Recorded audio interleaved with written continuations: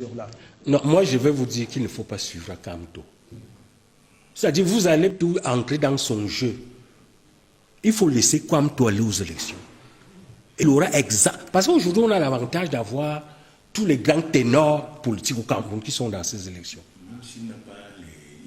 Non, je dis il faut le laisser. Non, c'est-à-dire, je dis à long terme ça va payer parce que ce monsieur, lui il est dans une stratégie, la stratégie de la contestation, la stratégie de l'insurrection. Il avait pris ça, est-ce que ça a empêché qu'il tente par tous les moyens? Vous avez vu le fameux mandat impératif et tout ça. Lui, il faut comprendre dans un jeu.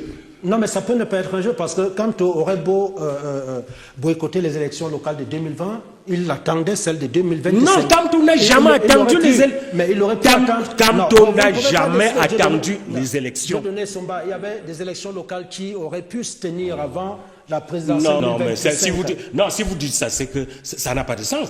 Parce que les élections locales ont toujours été renvoyées.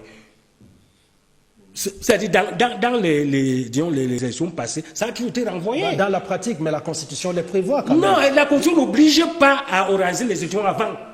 Elle n'oblige pas non plus à renvoyer. Elle n'oblige pas à renvoyer, mais l'on est un homme politique. Mais mon ami, on nous a donné le cerveau, pourquoi? Hein, professeur Abbé? Quand on est professeur, c'est pour réfléchir. Hein? Lorsqu'on voit déjà une pratique qui se fait depuis de longues années, c'est un jour qu'on va penser qu'on ne va pas la faire, soit quand même raisonnable. Je vous dis que Kamto est dans une logique. Dieu donné, si on vous prenait au mot, ça signifie qu'en réalité, M. Kamto lui-même n'a jamais voulu partir aux élections. Non, excusez-moi. Ça veut dire qu'en réalité... Il n'a jamais voulu. Oui, c'est ce que ça veut dire. Et donc, moi, je ne sais pas comment vous voulez obliger quelqu'un qui ne veut pas partir. Écoutez, Abbé, je dis... C'est là toute la et il ne faut pas jouer le jeu de Kamto. Il ne faut pas jouer le jeu de Kamto. Parce que vous excluez, si Kamto est... Et il sera exclu avec raison. Vous jouez son jeu.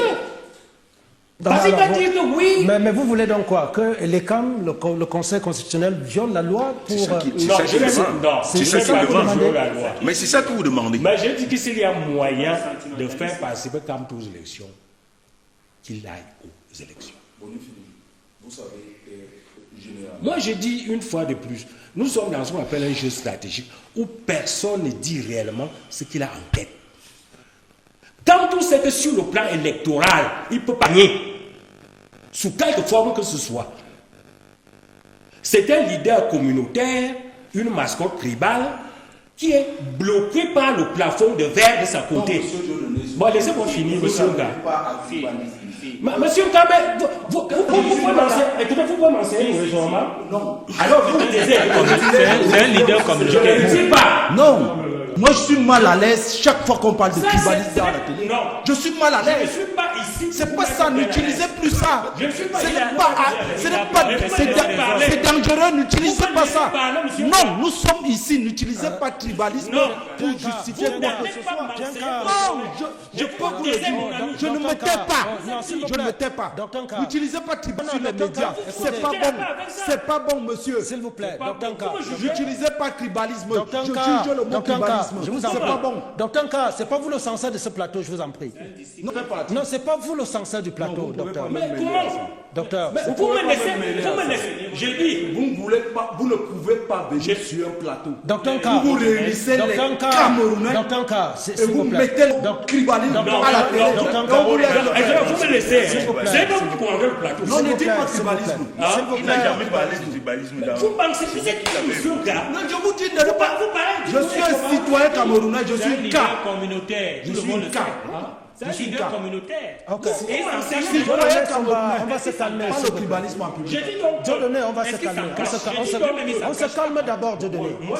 Dieudonné, on se calme. Attendez, je vous redonne la parole. Je vous redonne la parole, Dieudonné. Je vous redonne la parole. Docteur Nka, vous êtes invité. Si vous avez besoin de prendre la parole, vous la prenez calmement et vous contredisez votre vis-à-vis. Vous n'avez pas le droit de jouer les censeurs sur ce plateau parce qu'il y a une équipe de production de cette émission et des responsables de cette télévision. Vous ne venez pas interdire aux invités de dire ce qu'ils ont à dire tout en ayant le droit de les contredire. Dr Nkadon, j'espère que les esprits se sont calmés et poursuivre sereinement l'émission. Docteur. Allons. Merci. J'ai dit et je répète que Kamto est bloqué par un plafond de verre. Il ne peut pas aller au-delà de 15% que représente sa communauté.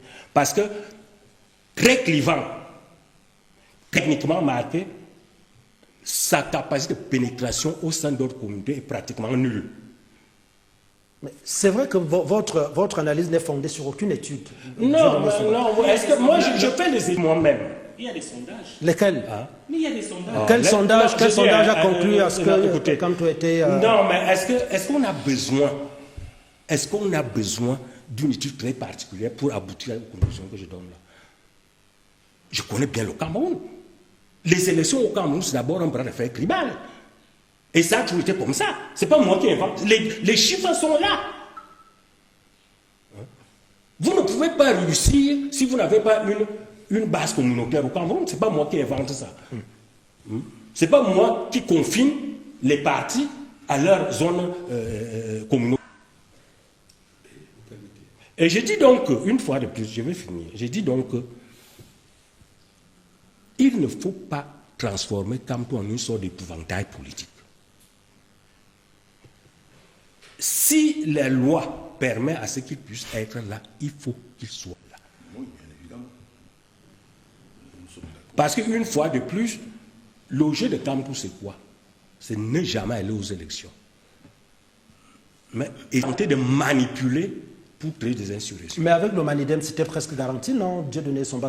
Sur le plan, je veux dire, de la rationalité. Parce que la rationalité, parce que le Manidem est un parti. Le Manidem avait un chef. Depuis 2015, c'est connu comme ça. Hein? Au moins. Qui? La crise du Manidem, ça fait 10 ans. Ça dure. Le Manidem avait des problèmes. Si Kamto avait réellement voulu se présenter aux élections, il allait voir Denis Atanga, qui a d'abord été son militant. Et qui était prêt à... Avec le FDC, hein? Ok, d'accord.